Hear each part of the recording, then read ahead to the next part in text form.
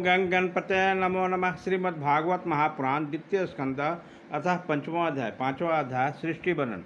नारद वाचा देवो देव नमस्तुते भूत भावन पूर्वजा तद विजयन ही यज्ञान मतात्मा तत्व निर्देशन। नारद जी ने पूछा, पिताजी आप केवल मेरे ही नहीं सबके पिता समस्त देवताओं से श्रेष्ठ सृष्टि करता है। आपको मेरा प्रणाम है। आप मुझे वह ज्ञान दीजिए जिसमें आत्म तत्व का साक्षात्कार हो जाए। पिताजी, इस संसार का क्या लक्षण है, इसका आधार क्या है, इसका निर्माण किसने किया, इसका प्रलय किस में होता है, यह वस्तु किसके अधीन है और वास्तव में है यह क्या वस्तु, आप इसका तत्व बताइए। आप तो यह सब कुछ जानते हैं, क्योंकि जो कुछ हो रहा है, जो कुछ हुआ है या होगा, उसके स्वामी आप ही हैं।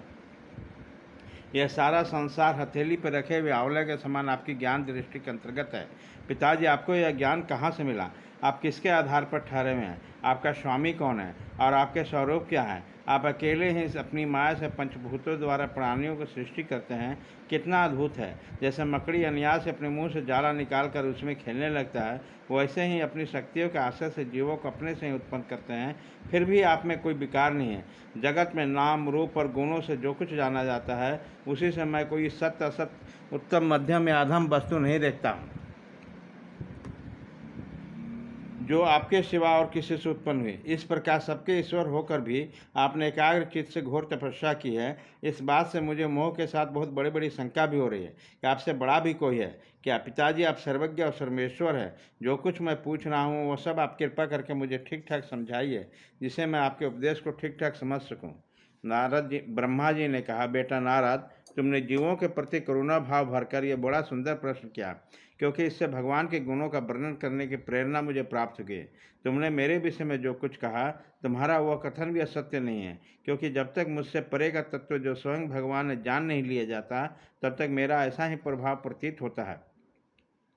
जैसे सूर्य, अग्नि, चंद्रमा, ग्रह, नक्षत्र और तारे उन्हीं के प्रकाश से प्रकाशित होकर जगत में प्रकाश फैलाते हैं, वैसे ही मैं भी उन्हीं के स्वयं प्रकाश भगवान के चिन्मय प्रकाश से प्रकाशित होकर संसार को प्रकाशित कर रहा हूँ। उन भगदेव वसुदेव को मैं वंदना करता हूँ और ध्यान भी, जिनकी दुर्जन माया से मोहित होकर लोग मुझे जगत गुरु कहते हैं। यह माया तो उनके सामने ठहरती ही नहीं, झेप कर दूर से ही भाग जाती है, परंतु संसार के ज्ञानी जन उसी से मोहित होकर यह मैं हूँ, यह मेरा है, इस प्रकार बकने लगते हैं। भगवत स्वरूप नारद, द्रव्य, क्रम, काल, स्वभाव, जीव वास्तव में भगवान से भिन्न दूसरा कोई वस्तु नहीं है।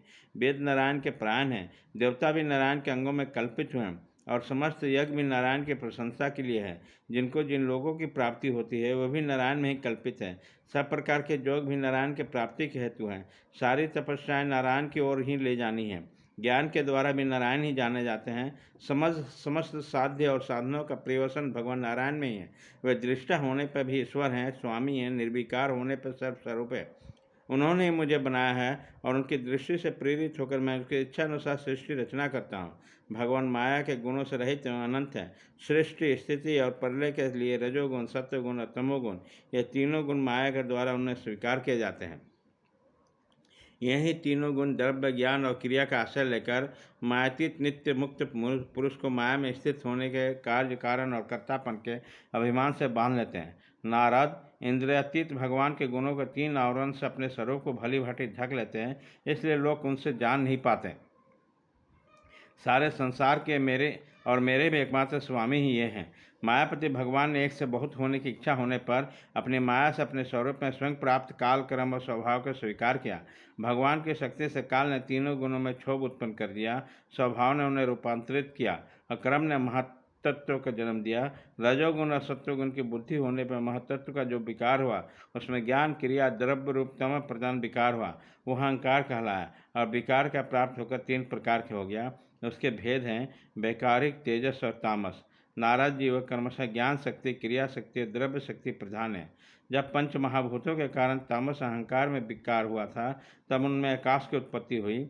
आकाश की तन्मात्रा और गुण शब्द है। इस शब्द के द्वारा ही दृष्टा और दृश्य का बोध होता है। जब आकाश में विकार हुआ, तब उसमें वायु की उत्पत्ति हुई। उसका गुण स्पर्श है, अपने कारण का गुण आ जाने वाला शब्द भी है।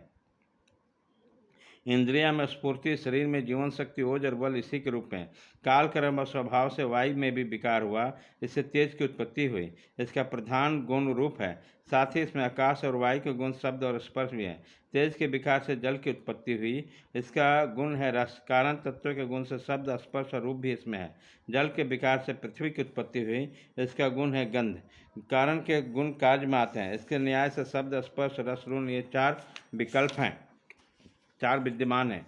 वैंकारिक अहंकार से मन और इंद्रियों के 10 अधिष्ठात देवताओं की उत्पत्ति हुई। उनके नाम हैं दिशा, वायु, सूर्य, वरुण, अग्नि कुमार, अग्नि, इंद्र, विष्णु, मित्र और प्रजापति।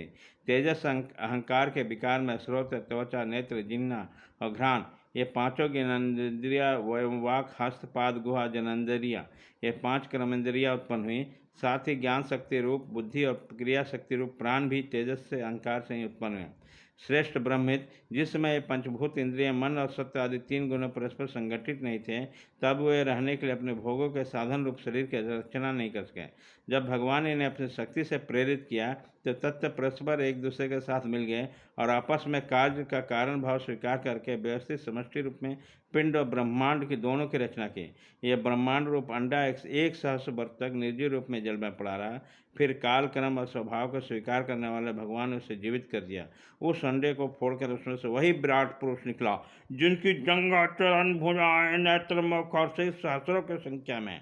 विद्वान पुरुष उपासना के लिए उसी अंगों में समस्त लोक और उनमें रहने वाले वस्तुओं की कल्पना करते हैं। उसके कमर के नीचे से अंगों 7 पतालों के और उसके पेड़ के ऊपर अंगों में 7 स्वर की कल्पना की जाती है। ब्राह्मण इस विराट पुरुष का मुख है, भुजाएं छत्री हैं, जांघों में वैश्य और पैर से क्षुद्र उत्पन्न हुआ। पैरों से लेकर कटी पर्यंत 7 पताल भूलोक की कल्पना की गई। नामी में भूलोक की, हृदय में स्वर्गलोक की, परमात्मा के बस स्थल में महलोक की कल्पना की गई। उनके गले में जनलोक, दोनों स्थल में तपोलोक और मस्तक में ब्रह्म का नित्य निवास स्थान मस्तलोक है। उस विराट पुरुष की कमर में अतल, जांघों में बितल, घुटने में पवित्र सुतल लोक और जंघाओं में तलातल की कल्पना की गई है। एड़ी के ऊपर के घाटों में महातल, पंजे एड़ियों में रसातल, तुलुओं में पताल समझना चाहिए।